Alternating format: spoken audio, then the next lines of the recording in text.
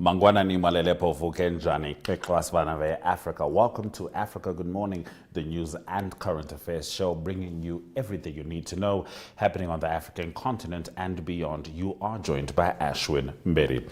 In today's show, tensions rise in the DRC with Joseph Kabila blaming President Félix Tshisekedi for escalating conflict in the east. Across the border, the U.S. sanctions Rwanda's James Kabarebe, citing ties to M23 rebels, a move that could reshape regional alliances. In economic news, we break down the African nations with the highest IMF debt, and in Zimbabwe, a new report ranks the country as SADC's most corrupt in 2024. Plus, sports and entertainment updates will be coming through, including Marshall Munetsi's rise at Wolves and Zim dancehall artist Master H's latest collaboration with Capleton. Stay tuned with that as Talent Gore joins. Stay tuned for that, rather, as Talent Gore joins us from Zimbabwe on DStv 285, GOtv 251up2.com, and Network Media Hub on YouTube. Now first, residents of Grootfontein turned out in large numbers at Omulunga Stadium to pay their final respects to the late struggle icon and founding president and first president of the Republic of Namibia, Dr. Sam Nujoma, during a solemn memorial service. The event brought together dignitaries, community members, and leaders to honor his enduring legacy.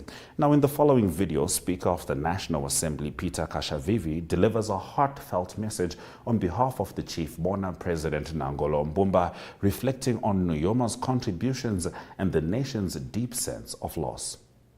Hearts and sadness to honor a veteran, a leader, a founding president of the Republic of Namibia, and a father of the Namibian nation. As we say goodbye to His Excellency Dr. Sam Nujoma today, a national hero whose ambitions and selfless shaped our country through his devotion and committed to the liberation struggle of our country. We remain grateful for the work he did for our country and a strong foundation that he laid at the birth of our nation. His courage, wisdom, and a commitment to justice and equality laid a foundation for a modern today Namibian state.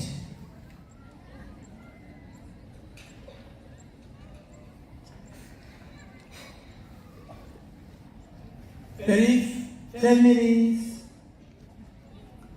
ladies and gentlemen, His Excellency Dr. Nujoma was more than just a leader, and so many alluded to that.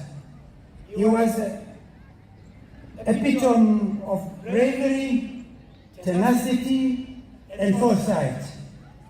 His name serves as a symbol of Namibia's independence, a ray of hope inscribed in Namibia's foundation. Today, the procession of the remains of the founding father of Namibia moves to Walvis Bay. Stay tuned to view the route.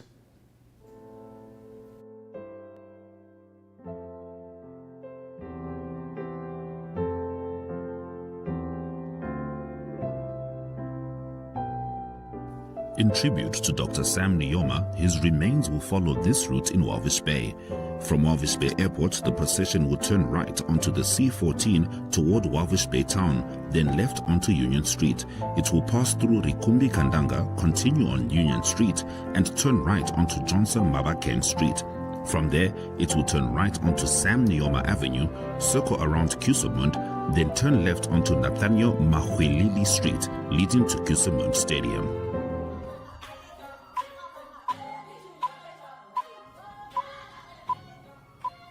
Let's get into our top stories. When Rwanda's ex-spy chief Patrick Karegeya was murdered in South Africa in 2014, his former brother-in-arms James Kabarebe was blunt.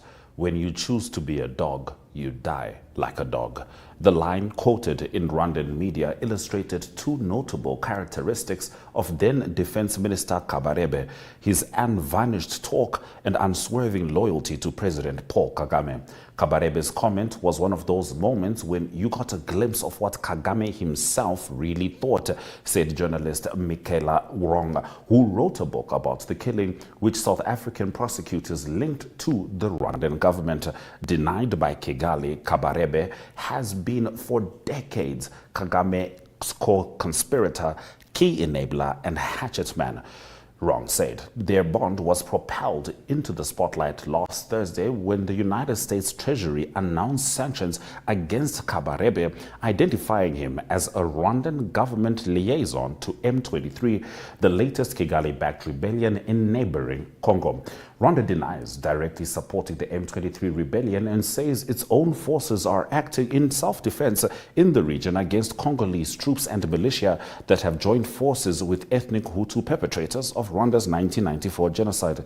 In imposing sanctions on Kabarebe, the U.S. Treasury did not discuss President Kagame's own level of involvement in the war in Congo. But David Himbara, a former Kagame advisor, now turned critic, based in Canada, said criticism of Kabarebe implies criticism of Kagame himself, as the two men are attached at the hip. The former head of state of the DRC, Joseph Kabila, believes that Félix Tshisekedi aims to become the absolute ruler of the country by silencing the opposition and resorting to intimidation, arbitrary arrests, and extrajudicial executions. Former leader of the Democratic Republic of Congo, Joseph Kabila, stated on Sunday that the poor governance of his successor, President Félix Tshisekedi, has significantly contributed to the escalating conflict in the eastern region of the country.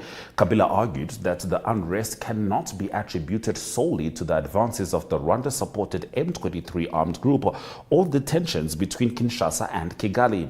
M23 fighters have rapidly gained control over large areas of the resource-rich eastern DRC in recent weeks, raising concerns that the conflict may extend beyond the country's borders.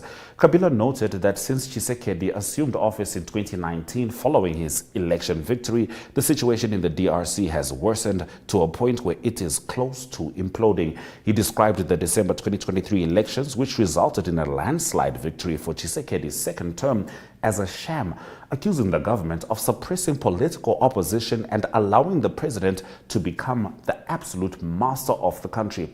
Kabila highlighted issues such as intimidation, arbitrary arrests, extrajudicial killings, and the forced exile of politicians, journalists, and church leaders as key features of Tshisekedi's rule. He warned that the numerous violations of the constitution and human rights, along with the repeated massacres of the Congolese people by Tshisekedi's security forces, will persist even if negotiations between the DRC and Rwanda succeed or if M23 is militarily defeated. China's President Xi Jinping affirmed his no-limits partnership in a phone call with Russian President Vladimir Putin, China's state media reported, on the third anniversary of Russia's full-scale invasion of Ukraine. The leaders held the talks as U.S. President Donald Trump has pushed for a quick deal to end the Ukraine war, raising the prospect that Washington could draw a wedge between Xi and Putin and focus on competing with the world's second-largest economy. The call appeared aimed at dispelling any such prospects. The two leaders underscored the durability and the long-term nature of their alliance, with its own internal dynamics that would not be impacted by any third party. China-Russia relations have strong internal driving force and unique strategic value and are not aimed at nor are they influenced by any third party, said Xi, according to the official readout published by Chinese state media. The development strategies and foreign policies of China and Russia are long-term, said Xi, adding that the two countries are good neighbors that cannot be moved apart. Donald Trump has alarmed Washington's European allies by leaving them and Ukraine out of talks with Russia last week and blaming Ukraine for Russia's 2022 invasion. On Ukraine, Xi said that China was pleased to see the positive efforts made by Russia and all parties concerned to defuse the crisis, noting China's initiatives such as the creation of a group of nations called Friends of Peace. Now, Nelly Naisula Sironga, a 28-year-old Kenyan, has never wanted children and made an irreversible decision to undergo tubal ligation in October 2023, permanently closing the door on motherhood. She describes the choice as liberating, ensuring that her future remains entirely her own. Raised in a large family, she never felt pressured to conform to societal expectations of motherhood, thanks to her father's encouragement to prioritize education and her exposure to feminist literature by authors like Toni Morrison and Bell Hooks. Now the chief of operations at Feminists in Kenya, she believes that women's rights are increasingly under threat, citing the loss of abortion rights in the US and rising authoritarianism in Kenya as key influences on her decision. Very interesting indeed. I believe Smile the Coffee is going to be covering the story, and I know the ladies are going to give you all the necessary analysis. Those have been our top stories on Africa Good Morning. After the break, a Zimbabwean journalist has been arrested for publishing interviews, and Zimbabwe ranks highest corrupt country in SADC for 2024. We'll be talking to Talent Gore. Welcome to Namibia, where adventure meets tranquility. With Enjoy, you have access to a wide range of accommodations to suit every traveler's taste and budget. Experience the finest dining and hospitality Namibia has to offer. Booking your dream accommodation is just a few clicks away with Enjoy. Join thousands of happy travelers who have trusted Enjoy for their Namibian getaway. Your gateway to unforgettable Namibian adventures.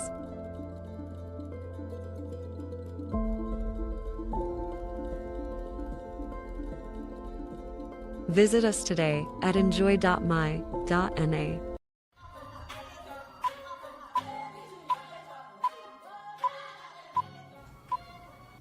All right, it's time for us to talk to Talent Gore about the latest news stories stemming from Zimbabwe. Talent, there was some breaking news after we had our chat yesterday afternoon. Blessing Mhlanga, HSTV journalist who interviewed Comrade Blessed Mhlanga rather, who interviewed Comrade Blessed Geza of the war veterans, has been arrested for those interviews and press conferences that he published. Could you please give us a little more detail surrounding that?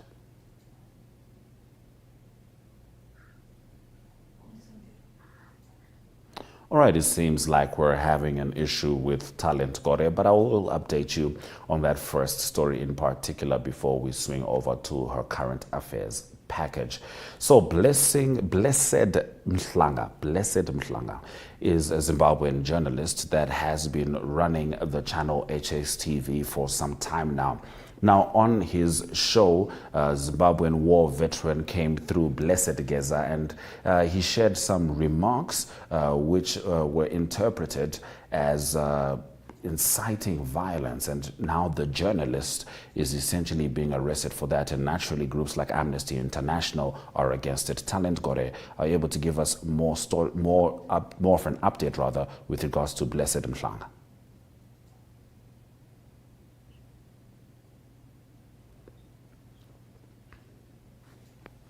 All right, it seems like Talent Gore won't be able to join us currently. We'll see how that goes with regards to the connectivity. We do, however, have a packaged video of her delivering her other two stories, and she will certainly be with us in the show sharing that information. So journalists all over the world are currently alarmed by the arrest of Blessed Mhlanga.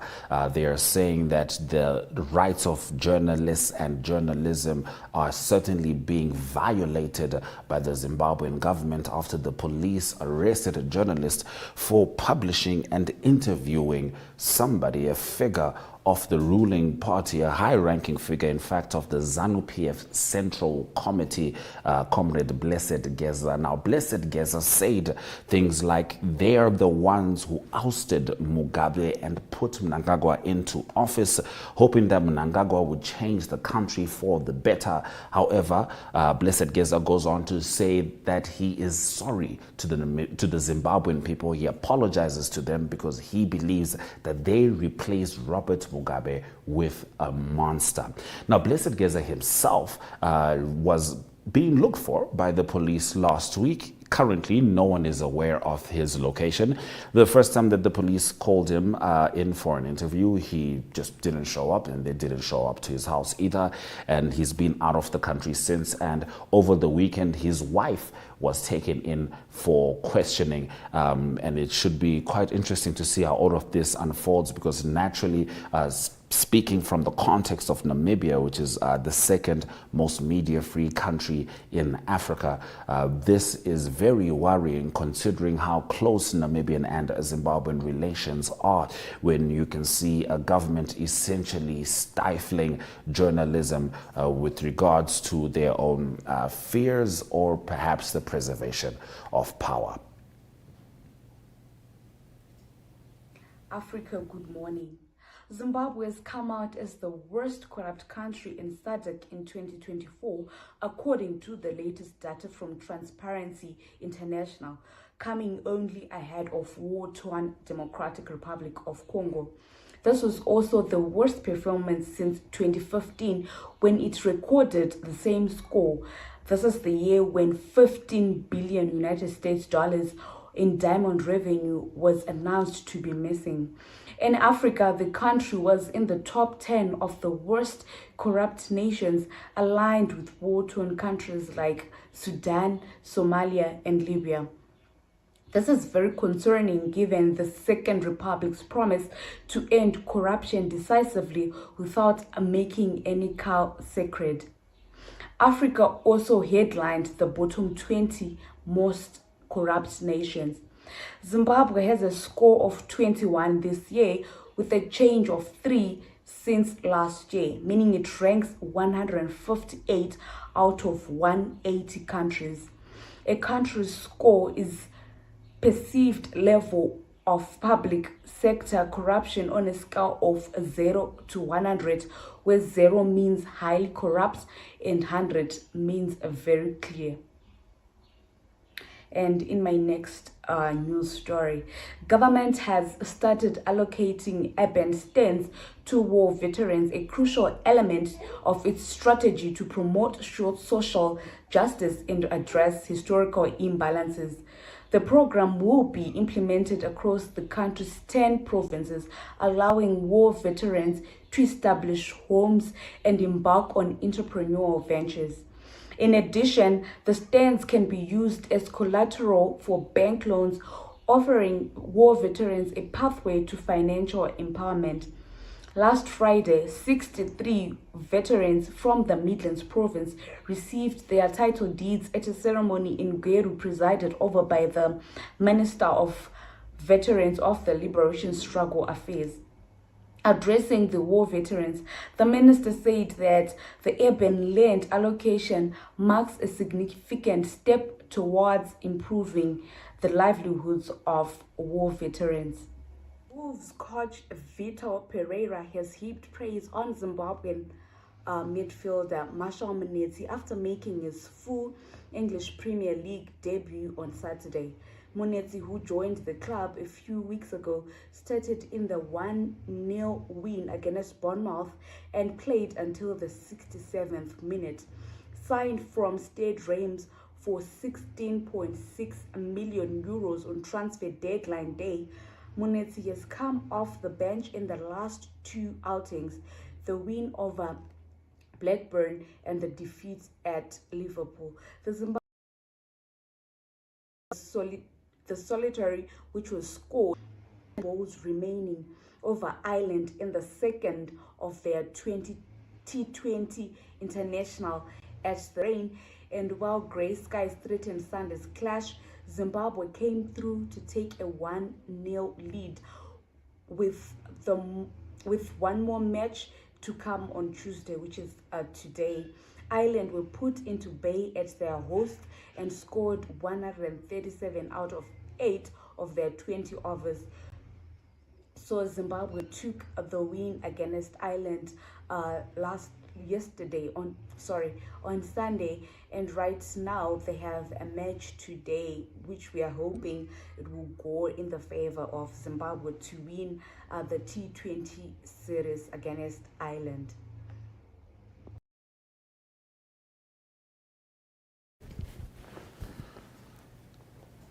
Well, those have been the stories from the one and only Talent Gore, bringing us the very latest from Zimbabwe. You're still with Africa Good Morning. Let's have a look at the weather predictions.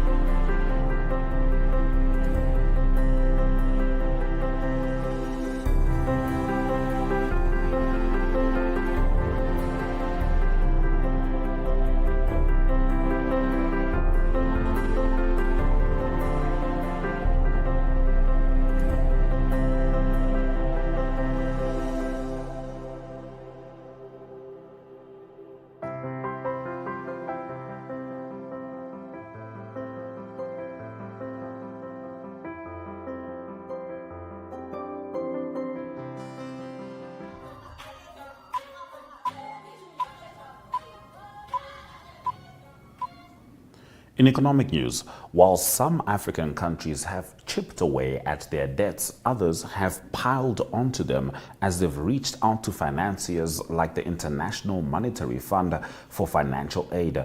Excessive debt accumulation, especially from organizations such as the International Monetary Fund, could jeopardize a nation's economic stability.